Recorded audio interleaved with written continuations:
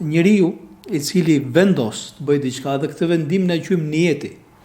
Niyeti pse është shumë i rëndësishëm? Ai niyet faktikisht nuk është një fjalë goje, po është një betejë që është bërë brenda, mund të bëhet në përqindje shumë në qindrat e sekondit mund të bëhet ajo betejë, por nëse njeriu e fiton atë betejën e niyetit, është kryer gjysma e punës, për mos më thënë që është kryer edhe më tepër se sa kaq.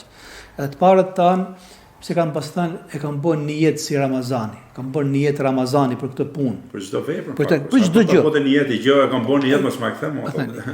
Edhe me të vërtetë ai niyeti, ajo është për mua është në kush e ka bërë niyetin për diçka, për mua ka fituar garën.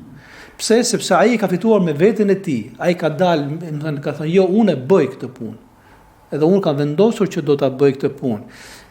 Sidomos në niyeti kur bëhet për Zotin, njeriu ka mik Allahun xhaleshano. Niyetet e pastra të sinqerta janë shumë më të forta se sa çdo lloj vullneti që kanë njerëzit për të bërë gara, për të bërë maratona të gjata, për të ngjitur në majën. Pse?